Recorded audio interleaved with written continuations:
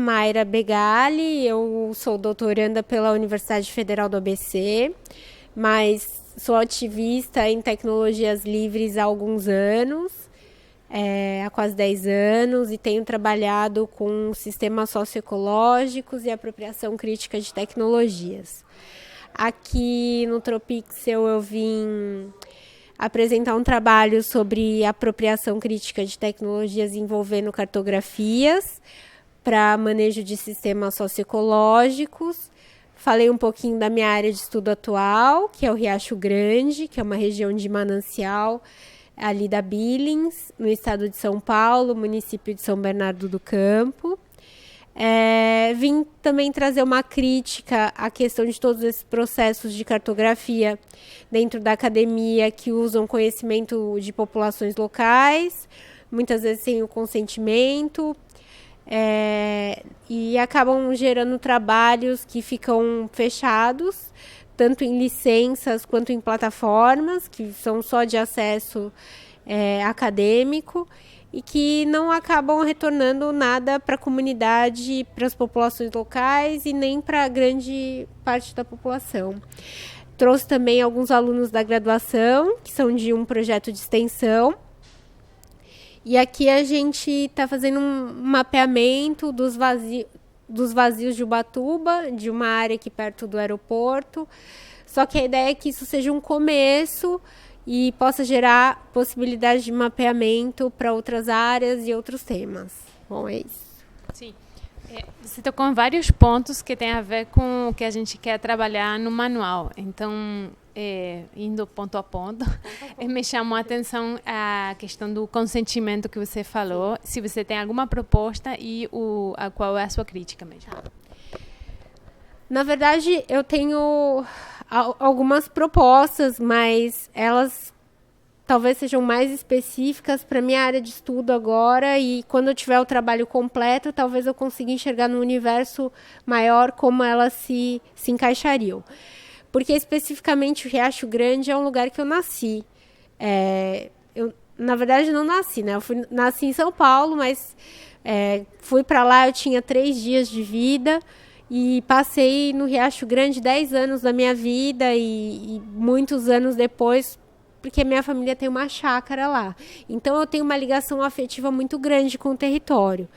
Quando eu voltei para fazer a pesquisa lá, do doutorado, anos depois, eu não voltei como uma pesquisadora explorando um território.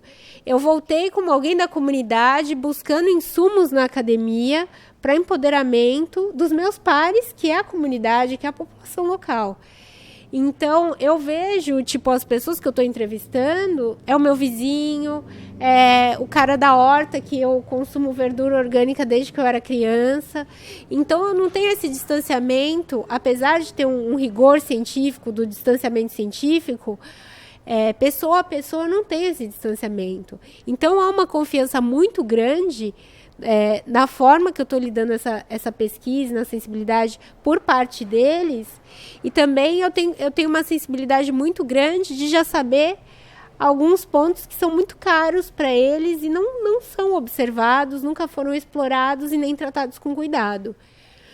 Então, assim, para mim é uma situação até muito cômoda nesse sentido, porque eu não tenho essa barreira do explorador entrando ali, oferecendo possibilidades de pesquisa ou grandes revoluções ali que a tecnologia pode proporcionar. Eu tenho um relacionamento muito honesto, muito direto.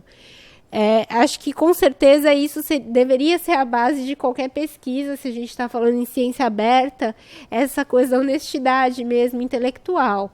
Porque um pesquisador, ele recebe bolsa, ninguém está ali, né, de graça, a maioria das pessoas recebe bolsa, é um trabalho, e muitas vezes eu vejo isso, que o cara ou a menina vai lá explorando, né, insumos do conhecimento local, e essas pessoas não têm o retorno. Então, estou tendo muito cuidado com isso, de tratar de forma com que isso gere, além de um trabalho ali de 100, 200 páginas, uma apresentação e um título para mim, que gere algo útil para o território e que tenha impacto na vida dessas pessoas, né? E que depois que eu termine meu trabalho, elas consigam continuar. né? Você também falou algo assim como resultados fechados, e então que maneira você enxerga como possibilidade de compartilhamento desses resultados de pesquisa ou do processo, né? Sim.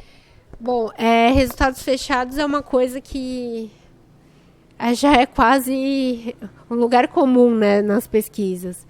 Uma das coisas que eu fiz na minha própria pesquisa de mestrado, na minha dissertação, que eu tive muita dificuldade, foi que eu coloquei meu trabalho final na licença Lata, que é uma derivação na verdade, uma adaptação poética do Creative Commons, né? É uma licença que chama Creative Commons, né? Então, ainda é uma coisa muito abstrata. Quando o pessoal da ecologia viu isso, né? Uma ciência dura, olhou aquilo e falou, não, você não vai poder depositar, você tem que colocar no copyright. E eu mandei um e-mail para o Ronaldo Lemos, outro para o Richard Stallman, pedindo pareceres para eu poder depositar a minha tese. Então, tipo, é uma abstração muito grande, né? Tipo, o cara ali, o Richard Stallman, mandando um e-mail para a minha universidade falando que eu tinha direito de... é uma loucura isso, né? O trabalho é meu, o direito é meu, eu faço com ele o que eu quiser. Mas os pesquisadores, eu acho que não veem assim, né? Tipo, a questão é... Numa tese, numa dissertação, mesmo numa iniciação científica, o que eu vejo que é muito importante é você documentar desde o processo. Então, você fez uma oficina, documenta aquela oficina, coloca aquilo na metodologia, diz que você está fazendo uma pesquisação, que você está intervindo ali, relata aquilo.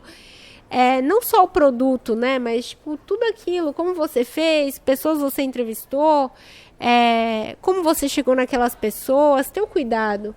Isso é muito importante, isso é um dado, deve ser aberto. Mas, fora isso, eu acho que a questão é das licenças, o processo, a plataforma, né? Disponibilizar isso numa plataforma que não dependa exclusivamente da sua universidade ou da sua agência de fomento ali. Cria um blog, viraliza isso na internet. E uma coisa que eu estou pensando cada vez mais e tenho estudado modelos e formatos é a questão da divulgação e da popularização do conhecimento científico. Porque escrever uma tese, para quem é acadêmico, está lá na BNT, é muito fácil. Mas, tipo, para o idoso ler, para a criança ter acesso àquilo, para o analfabeto, como a gente faz? Então, eu tenho pesquisado modelos ali e formatos de divulgação científica que sejam mais universais, assim. Eu tenho acreditado que a possibilidade do vídeo, do documentário científico, mas não chato, né? Uma coisa mais fluida, pode ser uma boa oportunidade. E aí, tipo, fazer isso envolvendo outras ciências aí, usando cinema, artes visuais, artes plásticas, a linguagem toda que muitas vezes é usada na publicidade para vender, por que não se apropriar disso para difundir conhecimento científico de interesse público? Então, eu tô muito nessa vibe agora, né? Estou tentando trazer isso para minha pesquisa também. Ótimo. Eu ia te perguntar sobre essas instâncias de compartilhamento diferentes da licença, você já conversou. Duas perguntas, Mayra. A primeira você falou que vem de uma experiência de um ativismo na área das tecnologias livres, né? E aí foi também para a universidade, fez um mestrado, doutorado, né? E queria que você comentasse um pouco quais foram os encontros ou desencontros entre essa cultura, não é, a prática que você tinha nesse universo, digamos, de um ativismo das tecnologias livres e aquilo que você encontrou como as práticas de pesquisa na universidade.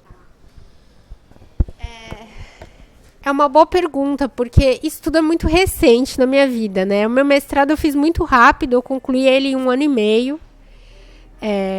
Foi uma coisa, assim, relâmpago, porque surgiu a possibilidade do doutorado. Eu estava terminando, assim, o mestrado. E foi uma coisa, um insight. Eu também entrei no mestrado, foi uma coisa totalmente do acaso. Como ativista, eu já vinha trabalhando alguns anos com a rede Meta Reciclagem, uma rede que, assim, muita gente conhece, começou trabalhando com lixo eletrônico, ressignificação de hardware, com software livre, para acesso à internet, acesso a tecnologias, e eu vim desse processo. Era um processo muito fluido, uma rede muito grande, muitas pessoas e tudo muito autônomo. Quando eu cheguei na academia, eu vi que esses processos não existiam, né? E eu tinha muita vontade de documentar tudo isso. E eu encontrei muitas barreiras. No meu mestrado, assim, isso tudo era muito novo e dentro de uma ciência muito antiga, que é a ecologia, né? Tipo, Darwin, esses caras, assim, tipo, é uma coisa muito dissonante. E aí eu cheguei com a ideia de fazer drones para monitorar impacto de petróleo em Santos, que é uma região ali do pré-sal.